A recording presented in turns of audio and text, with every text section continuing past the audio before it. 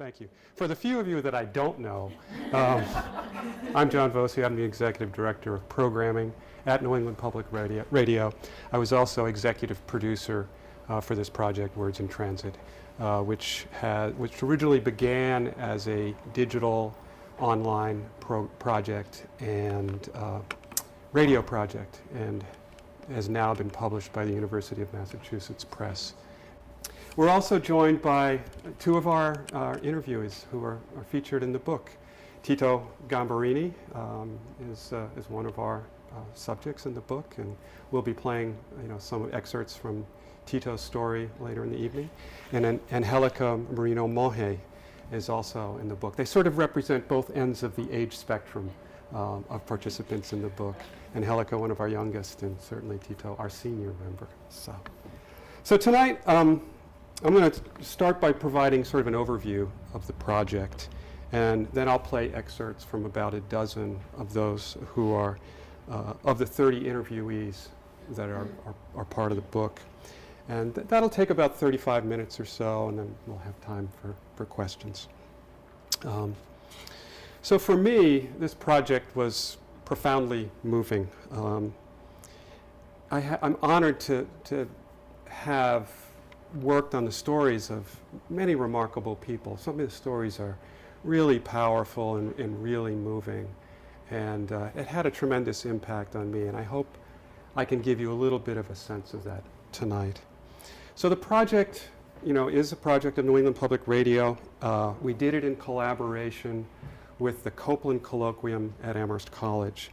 The project began in the fall of 2014 when we were approached by Alan Stavins, who is a professor of Latin American and Latino culture at Amherst. He suggested that we do something in conjunction with the colloquium because they were focusing broadly on the idea of translation. And so he suggested this oral history project, and we sort of took it from there and began to focus on immigrants to the region. So our goal was to really bring the national conversation on immigration home to the region. Most of it had, most of the conversation had focused or was focusing on sort of government policy issues. And we really wanted to have it be about first-person narratives, individual stories. Those people who had come from around the world and now call this area home. And little did we know 2 years ago, when immigration was a serious topic that's in the news, that it was only going to become a higher profile topic and become an election issue. So we set out to collect interviews from throughout our listening area, and Tema Silk was our project manager, and it was her job to find people to interview, and she conducted many of the interviews. Kathleen O'Keefe was our producer. She was our audio engineer. She recorded many of the interviews and then had the job of taking what was a 20 or 30-minute recording and editing it down to a 5 or 10-minute story. And I was the executive producer, so I would, after Tema and Kathleen did their job, I would then begin to listen to the story. Did it make sense? Did it flow well? Did it really tell a compelling story? So I had sort of the final edit over the project. I often joked that I listened to these stories or I read these transcripts dozens and dozens of times, and I often said that I developed this intimate relationship with these people, oftentimes and I had never met them.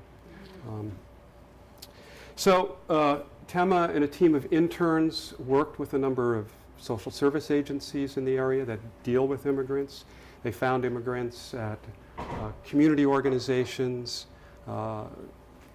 churches, synagogues, restaurants, wherever we could make a connection with somebody who could lead us to somebody who had a story to tell. We sort of explored that avenue. And for many of the people we interviewed, they had never told their story before outside of their family. So this was a significant experience for them, and oftentimes a very emotional one. And for many, this was the first time they were ever in a recording studio, sitting behind a microphone and telling their story.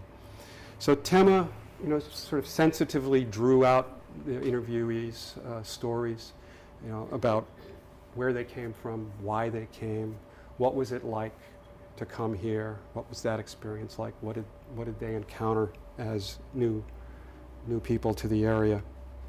The project was originally designed as an online digital project, as I said, as well as having a radio piece. And then Beth Reynolds, who was a photographer based in Greenfield at the time, did some beautiful portraits as part of the project, and I'll show you some of those tonight. So the project originally contained 30 interviews from 29 different countries, and most of which are included in the book. And these were people from across the globe, from Europe, from Africa, from Asia, from Latin America. It really spanned, really all over.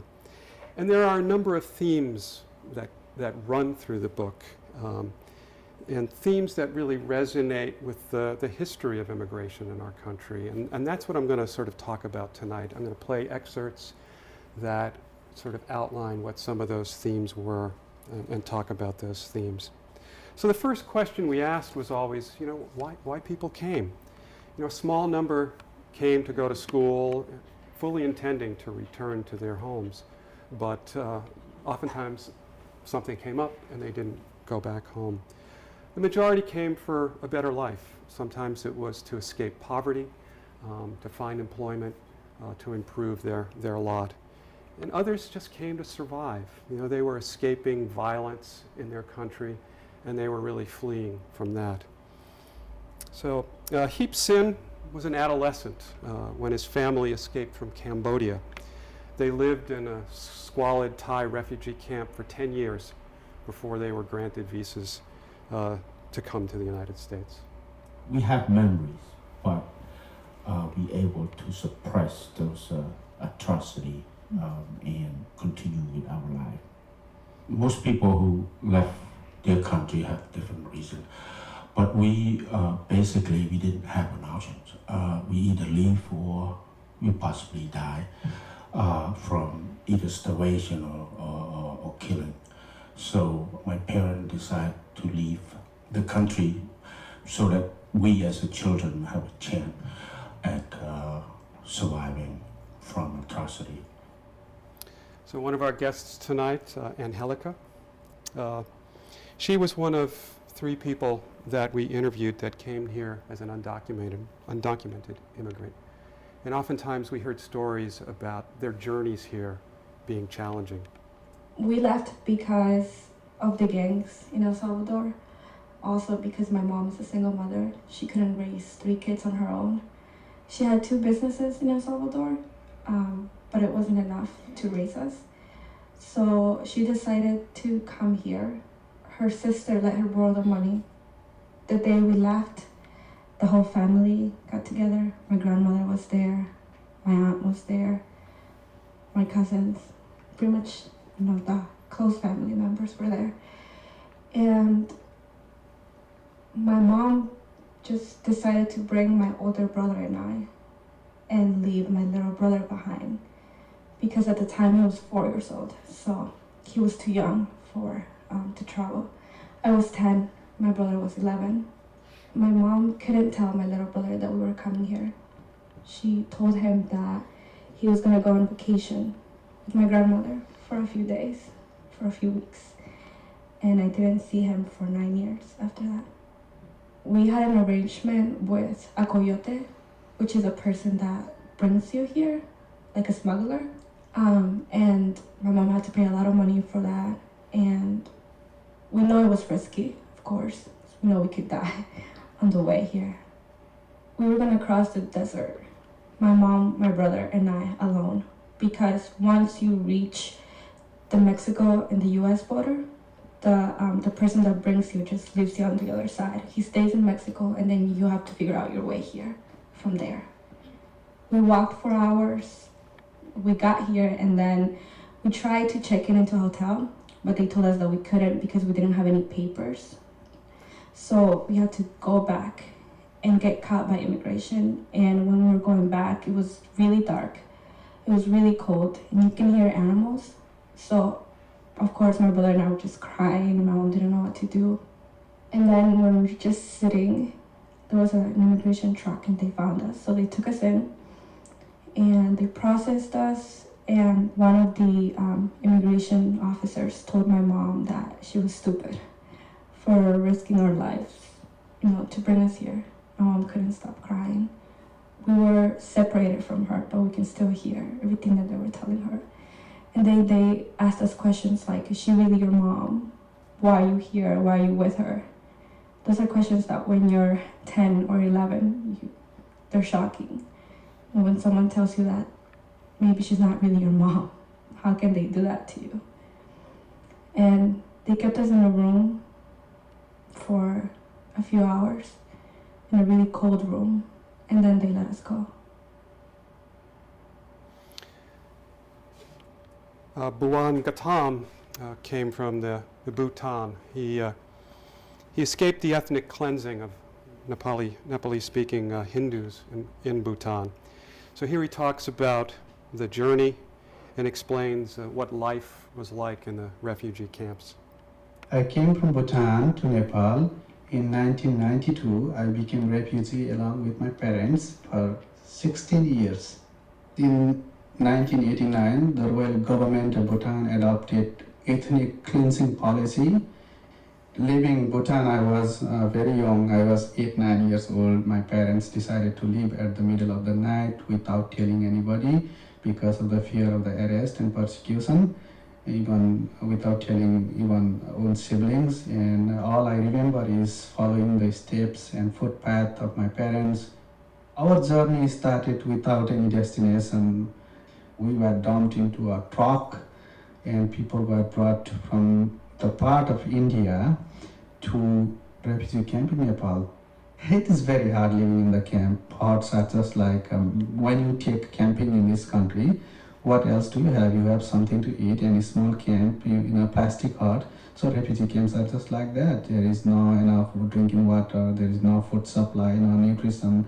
It is a desperate situation to live in a camp because a lot of children die out of malnutrition, women died with the reproductive health issues, elderly people didn't have chance to check the medical doctors, no medicine.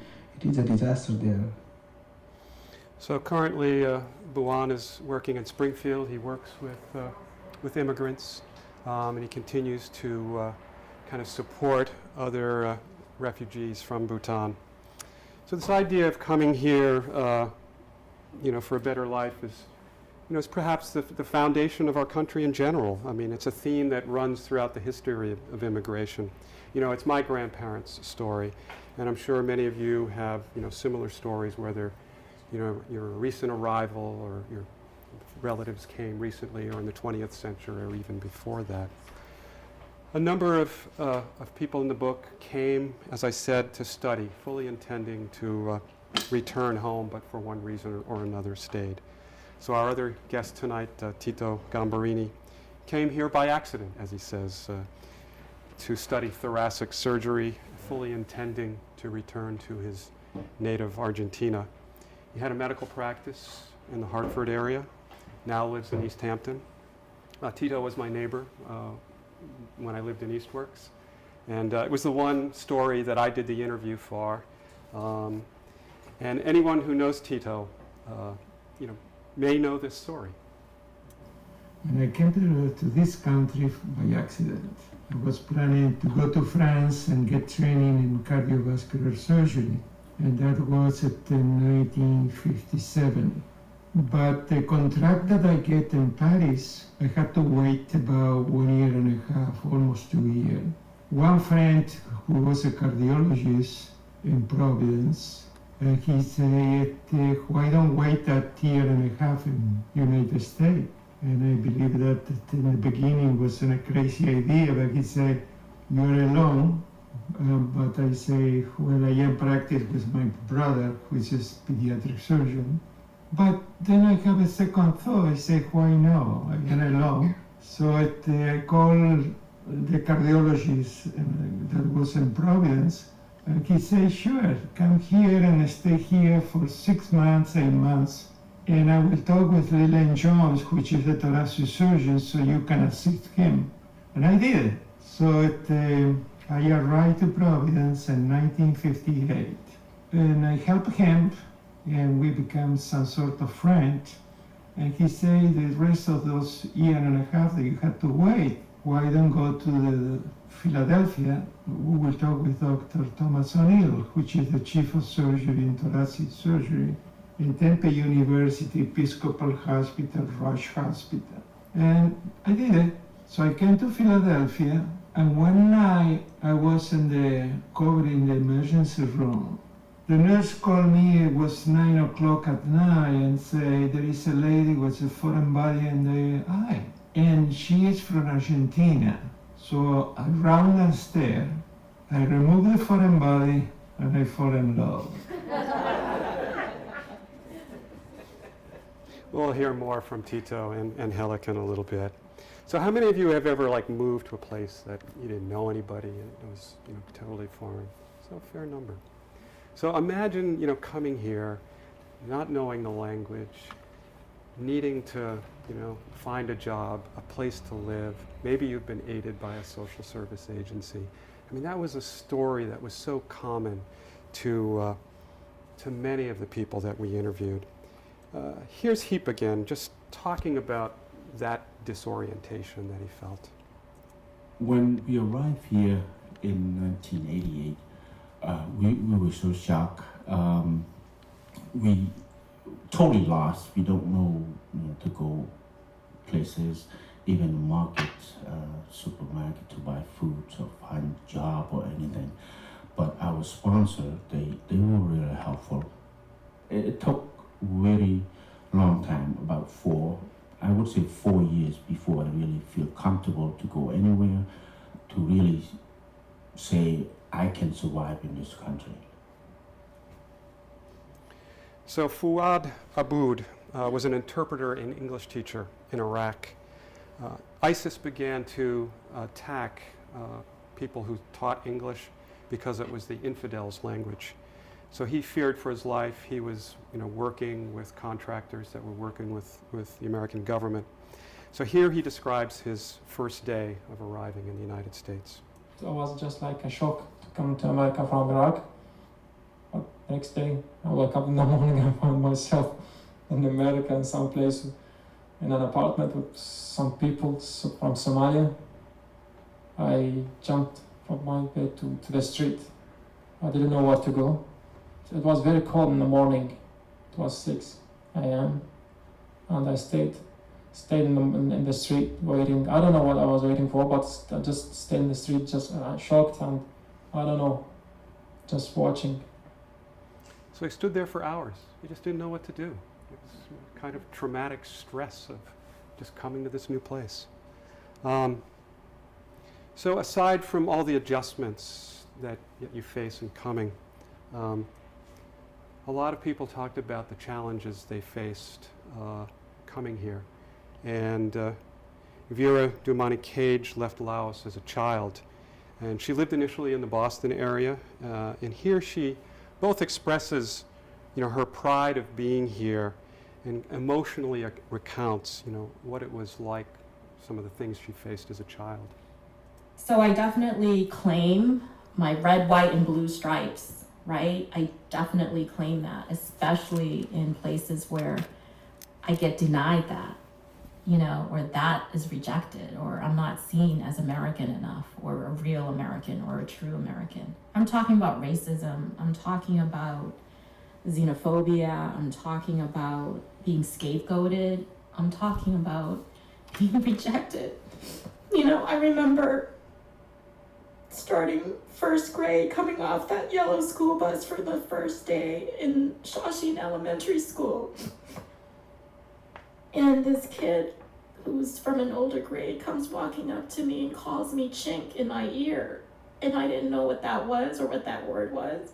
And he did it again the following day, and I knew to avoid him by then because it didn't make me feel good. And he was doing it in such a sort of hostile way, and you can sense that as a young child. So, and that was a white boy, and then when I started the rest of my fourth grade in Dorchester at the William E. Russell, a black kid did that to me, and it was like, stunning, it gives you pause, right? And that was the environment that I grew up in, and sometimes it was about just being safe. Sometimes it was avoiding injury and harm, verbal or physical.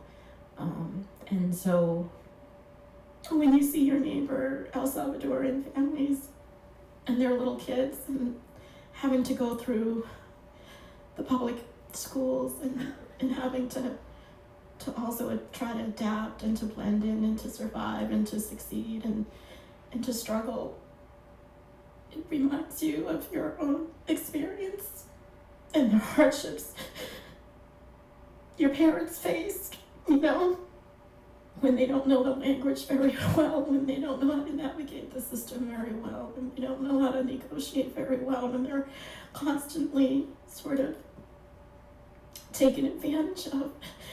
And so to see the economic struggle, to see the struggle in school, it inspires me to sort of use what I know and my own experience for education, for awareness. So that's how I'm dealing with my past. So today, Vira is running for re-election as school committee in Amherst. Hind came to the University of Massachusetts on a Fulbright scholarship in 1986. She realized that she couldn't safely return to her native Palestine after the first Intifada. And here she talks about not being viewed as a minority, but not being white enough. Even in an educated setting like this one, I have been asked, how come my husband allows me to work? Or people assume that by the virtue of being Muslims, he must be physically abusive to me. And as if that's the given, as if that's everyone's experience.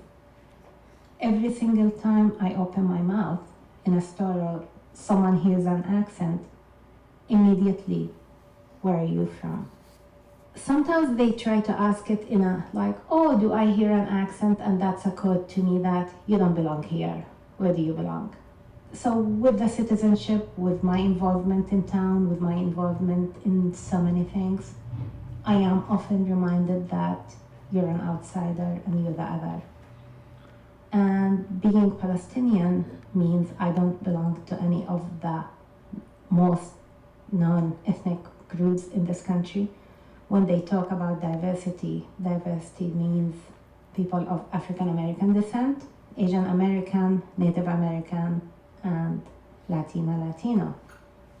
Nobody would consider Arab American or Palestinian as part of the diversity. I'm often reminded I'm not a person of color enough. According to the State Department, they force me to check the box white, but I'm not, and I'm not treated as white, and they never will. It's the passage that has stuck with me the most through all these interviews. As somebody who's sort of curious about where people come from and what their experience has been like, I've been sort of haunted by Hind's comments there, her perspective on race and particularly her perspective on being Muslim, particularly at this time. So again, here's Angelica, and talking about the challenges of being undocumented. So I was going to school, going home, and I worked. That was when the problem started because I knew I wasn't legal. I knew I couldn't work like everyone else.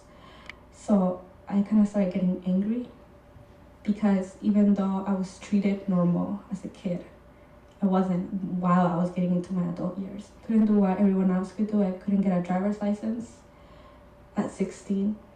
I couldn't vote. I couldn't get a job, or at least a good job. So that's when my mom, explained to us that we were not like everyone else, that we were illegal, and the only way I could work was through getting fake papers. And I got them, and I worked as a dishwasher for a while. I worked about 45 hours a week, and that's when my mom left. I thought I had the support to go to college. at least I wouldn't have to pay for rent. So I knew that I was only working towards going to college, towards paying my tuition. But my mom decided to leave because she couldn't do it anymore, not here. At 18, you're only a kid. I had to find out how to do everything for my own. And once Obama approved the DACA Act, I went back to school. And I was an in-state tuition student, and I can get a driver's license, but I cannot vote, and I cannot get loans. And that's in only 18 states. Not all states have approved it. Other states, you can only work. So Massachusetts was one of the states that did approve it, which I'm thankful for.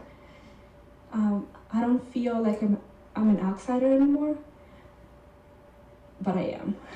And it's, and people just see me as someone else, but they don't know my story. They don't know who I am. They suppose that I am just like them because I carry conversations like them, and I go to school every day, and I'm like them, but I'm not. So I think I feel American. I feel like I am from here, just without the documents to prove it. Angelica is a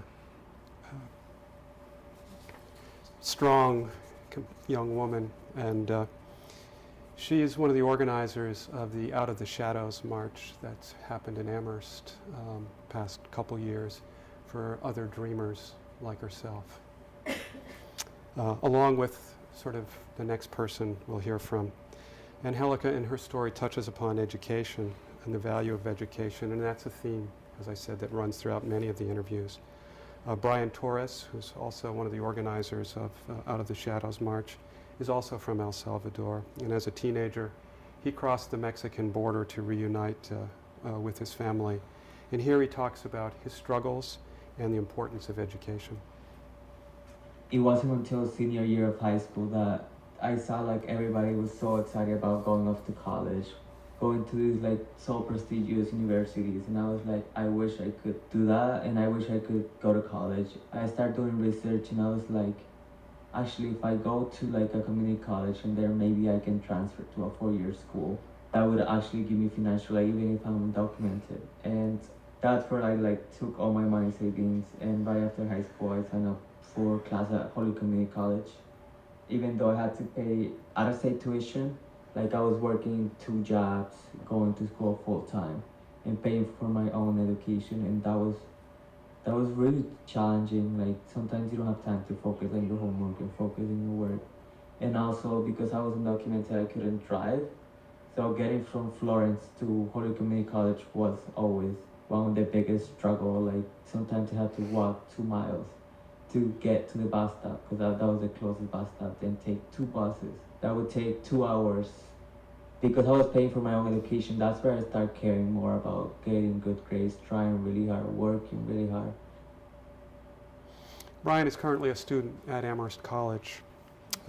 So it was Bryan's story and Angelica's story that inspired us to use the proceeds from the sale of the book, as well as some money that Holyoke Community College can raise around this project, to create the Words in Transit Immigrant Scholarship for students like Angelica and like Bryan, who don't have access to financial aid from other sources. So your purchase of the book, if you decide to do that, will support that scholarship. Gratitude is also a theme that kind of runs throughout many of the stories. Many of the interviewees were very patriotic in their love for this country, grateful for the opportunity that this country has provided. And they also commented oftentimes on what we take for granted. So Woodlyn Joachim came to the U.S. after living in the camps following the Haitian earthquake in 2010. However, when I came here, I was blessed. I mean, I went from going to school on foot, walking 2 miles, even more, every day back and forth to go to school, to having like 3 buses to actually take me there, from not having electricity for like a week or even like a year, from like having electricity 24/7, from not having clean water to having clean water, actual clean water, stuff that people actually take for granted. And one thing that I actually saw that is that teachers here, they're like your second parent. They care about you, but in Haiti, they don't really. All they care about is like making the money, and that's it. But here, if they see you crying, they come to you and say, hey, are you okay? Is everything okay? How can I help? Like, I want to help. How can I help? Please. They actually ask you to have your permission for them to help you. And that was really amazing to see all those people surrounding you, and they want to hug you and they want to support you. But then there are students who just don't see that as a blessing. That's why unless you don't have something, you don't really see the importance of it. And I imagine that kids would be more respectful towards the teachers, but I actually saw the opposite. Not for all students, but there were many students who really took that for granted. Fearful of anti-Semitism in Ceausescu's Romania, Veronica Vaida was able to obtain a visa which brought her to West Hartford. And here she expresses her gratitude for being here. My love for this country is unconditional because of what it stands for and what I found here. And I could just never take this for granted. What a gift this is and has been. And it just enabled me to teach my children that failure is not really an option. I constantly kept pinching myself that I am here, that we are here, that I feel the luckiest person on earth to be able to live here. So although there's this sense of gratitude, there was also this theme of sort of frustration. And again, some of it is about personal circumstances, or some of it is about, that we're not appreciative enough of the things that we have. Here's Hind talking again about being a third culture kid. I've been living in this country for 29 years. The first year was in Sunderland and the last 28 in Amherst. And so, of course, more than half of my life I've been in this town. On a certain level, of course, it feels home. We got married just 6 weeks before we came to this country, so all my married life has been in this country. At the same time, I feel like a nomad. I know there is an expression called third culture kid, which is someone who normally grows up in a culture different than their parents. But I know what I fit is what's called the adult third culture kid. Someone who has been away from their country for a very long time and feels can never fit in to belong here 100% and can never belong back 100%.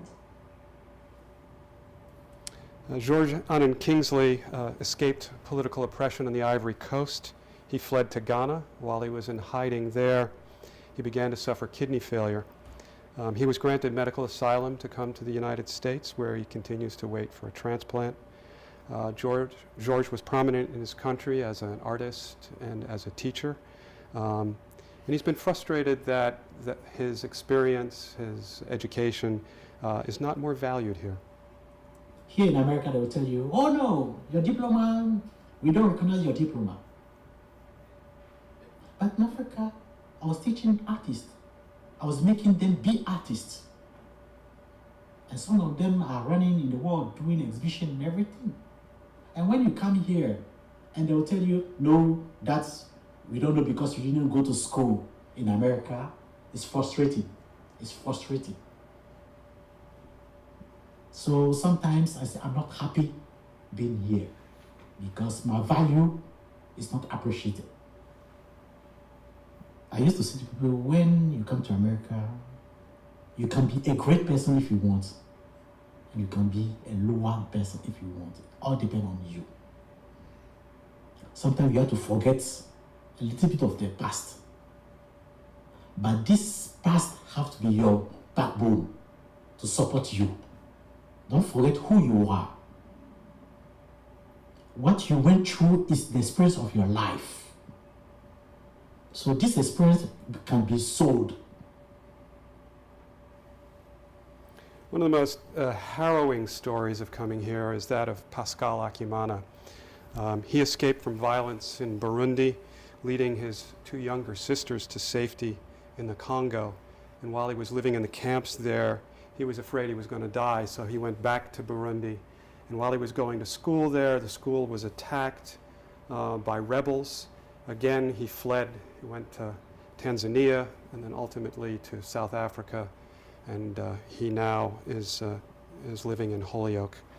But here he talks about the disparity of life between living in Africa and here, and encourages us to have more appreciation for what we have.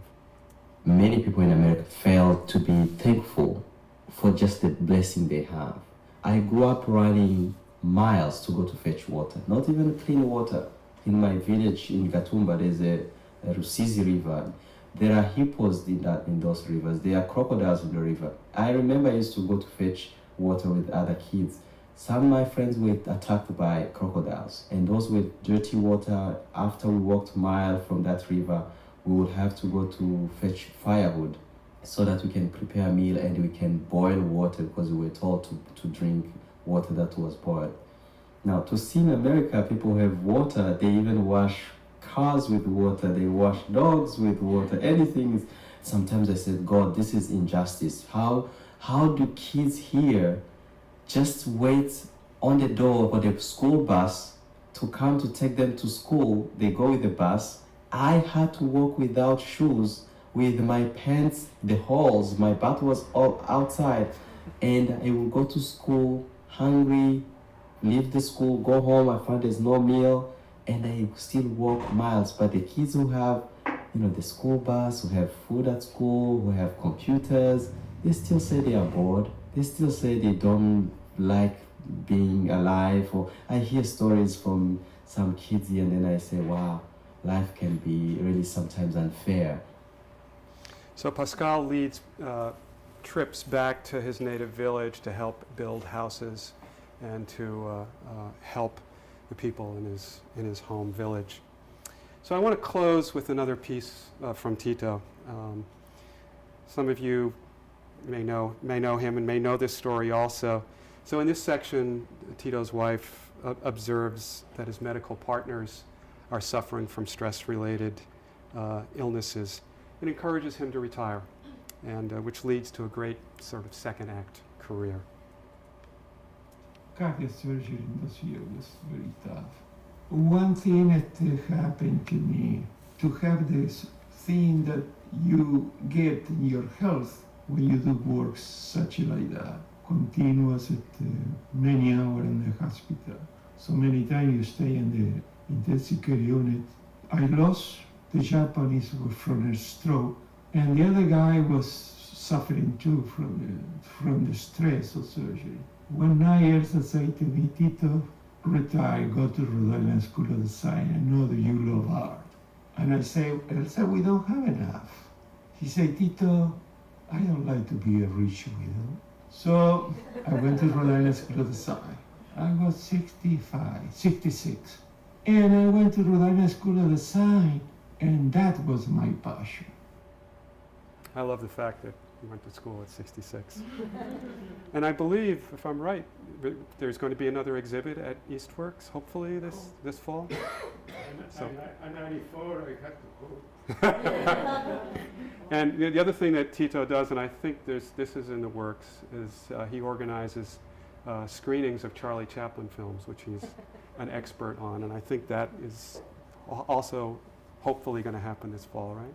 Yeah, good. So look for that. That'll both be at Eastworks.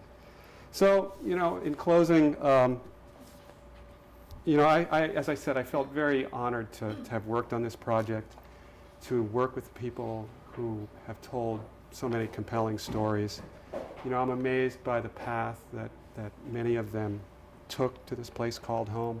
Makes me appreciate the journey that my grandparents made a century ago, which I don't know a lot about. I know a little bit. So many, our families have come from different places. but oftentimes at its core, the stories are the same. So thank you for listening, and thank you for coming tonight. And we've got time for a few questions, so I'm happy to entertain questions. And Thank you very much.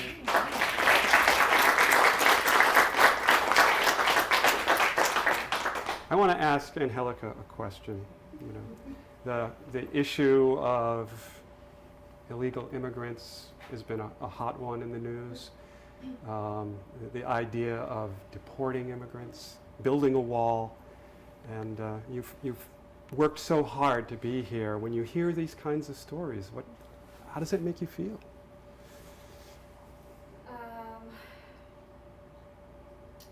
Still makes me feel like I felt when I first came.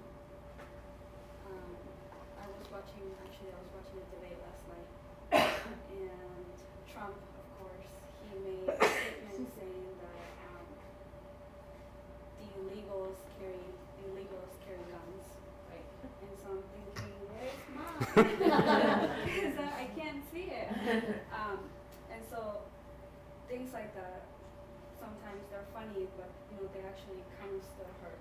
And so like I said, I'm grateful that I have DACA now, and that I am able to do everything that I'm doing now. But if someone like him becomes president, then what I have can be taken away in a second. So what do I do, after that? So there's really no answer from me. I guess just hope that he doesn't become president, and that Hillary Clinton is Canadian president. I hope that it's what we have now is not taken away, because it has helped a lot of people, including me, my friend Bryan too. And we're gonna keep fighting to get what we want. Hopefully the DREAM Act passes, because DACA is a 2-year program, and we have to renew it every 2 years, and it's a lot of money to renew it too. So it's not secure. I don't get any benefits. I get to work and I get to go to school, but I have to pay for it myself. So we're still trapped, right? Because we're still trapped in that kind of like food service, or like low wages, or like low income jobs. So even though we have this great thing, we still have to fight for something to get something better, right? So right now I work about 45 hours. I'm taking 16 credits at HEC, and I'm doing 2 internships. So I go live. But it's something that I want to do, because I know my mom, she made a huge sacrifice to bring us here. So in all of my work, I want to return something for what she did for us. And I know in the past you've talked about, wanting to, help immigrants in the future as part of your career. Are you still thinking that? So one of my internships is actually teaching literacy skills to migrant workers from Guatemala. So their children are born here in the U.S. Their parents, they know Spanish, but they don't know how to read it or write it, and they don't know English. And so their kids are losing the bilingual part of who they are, first of all. Second of all, their parents can't really help them in school. So we want to teach them literacy skills in Spanish first, and then we want to teach them English. And so that's something that I'm currently doing with a professor at HEC. And I am also working at HEC to get our system better, right? To say that HEC welcomes undocumented students, because a lot of the time students think that they cannot apply to HEC because they don't have a social security number, or because they can't fill out the FAFSA, or they won't be able to get any scholarships. So I'm working with people from admissions to try to get that part in there, when they're recruiting for students as well, so that undocumented students feel that they can apply for college and they can have a future too. Great. Questions for me or for any of our guests? I have a question for you. I'm interested in what happened to your mother and your little brother. So my mom moved to Maryland for a little bit because Maryland is a little bit more open to undocumented students and to undocumented people than Massachusetts is. So she was able to get a driver's license over there, and she was able to get a better job, which allowed her to raise money to bring my little brother here. So he has actually been here for about a year now. And your other brother? My older brother lives in Amherst. So, you'll have to forgive me, I don't know what Out of the Shadows is. I've heard of Out of the Darkness, but not Out of the Shadows. For undocumented students, so the march was Out of the Shadows March, and pretty much it means that we are hiding, right? Because people don't really know our story. It was kind of like a coming out type of thing. So in the shadows just means like, being there because the shadows are there, but you're not really a person kind of thing. Like you're not really known. You don't have a face. So that was kind of like the whole idea of that. So there was a march? Yes. It was in the spring?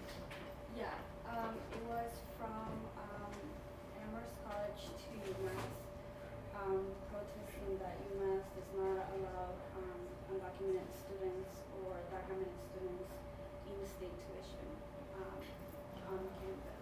Okay. And there's been one so far, and there's going to be another one, or there's been several? So out of that, we formed an immigrant alliance network from the 5 colleges.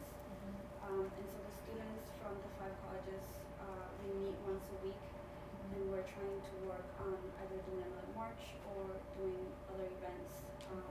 There's actually several events that happen in our campuses, but we're trying to do something bigger. Maybe something with undocumented people, Black Lives Matter, gay rights.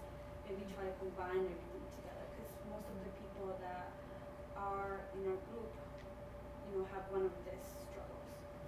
So we're trying to combine everyone and be like, hey, we're all a community. Why not just make something, bigger than undocumented students? Wasn't there some state legislation on in-state tuition for undocumented? Yeah, that's here in Massachusetts. But the problem with that is that we get in-state tuition, right? If we get DACA. So DACA is only for people who, after school, go to college. And if you try to go to college after your senior year of high school and you're undocumented, the cost of tuition for community college is about $6,000 a semester. So imagine paying that out of pocket. So a lot of the students that are here, the only reason why they didn't get DACA was because they weren't going to college. And so the only reason why I got DACA was because I applied to go to college in 2012. And I did go for 1 semester because I was working a lot and I had money saved up for that 1 semester. And then my mom moved to Maryland, and so I stopped going to HEC for a semester, to get myself fixed and everything. And then that's when DACA passed for me, and I was able to go back as an in-state tuition, which then was about $4,000 a semester. So you're saying that UMass does not? UMass does give in-state for DACA students only, but that's a first-year DACA student. Hampshire College does the same thing. Hampshire College does give in-state tuition for DACA students, but they have a scholarship for undocumented students. but that's only if you're a first year college student, that they give you the full ride scholarship. If you're a transfer student, you get about 80% of the tuition, but not full tuition. So yeah, it depends. And so you can apply to be a DACA student and then get rejected? I can to UMass, I could apply, I could probably get in, but the problem with that is that even if I get in, I can't pay for it. Because how much is UMass, right? It's like Right. 30,000 Right. a year. So I could probably get in, maybe, but I wouldn't be able to go. One thing about DACA students is that they're not eligible for financial aid that you would receive through the FAFSA process. So it makes it really challenging for anybody who is in Angelica's position, who's trying to get an education. Even if they're getting in-state tuition, their ability to pay is limited because they have no access to financial aid. Therefore, that's one of the reasons we created, sort of trying to create this scholarship. Other questions? Tito, I have a question. I am thinking about that we have 3 countries that has immigration population very rich: Canada, Argentina, and United States. And I came here in 1958. At that time I left Argentina. It was a brutal dictatorship. People disappeared and everything. And what I say about America, many Americans, they don't recognize what type of country they are, of freedom. I remember to be in a cafe in Buenos Aires. I went to jail twice against the dictatorship, especially one of our professors was Dr. Hussein, who was a Jew, but he was a Nobel Prize. And I was one of the assistants of him.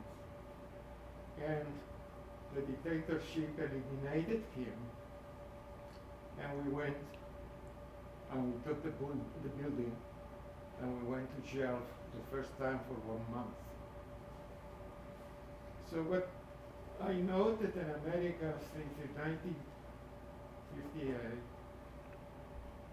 that I came, as you say, by accident. And I was a little reserved about to stay here.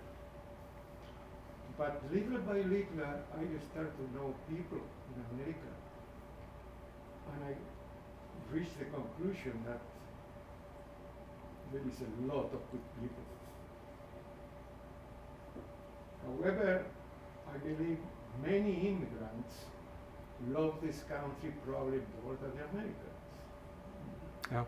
Because they have a history of dictatorship. When you are in Argentina, I remember in a cafe and talking against the government, and a waiter hear that, make a phone call, the police was a few minutes ago. American doesn't have that experience. We have different politicians, different problems. But anybody can talk in a cafe against Obama, nobody put you in jail. Many Americans don't recognize the freedom that they have. It's a gifted country. That's why many immigrants love this country.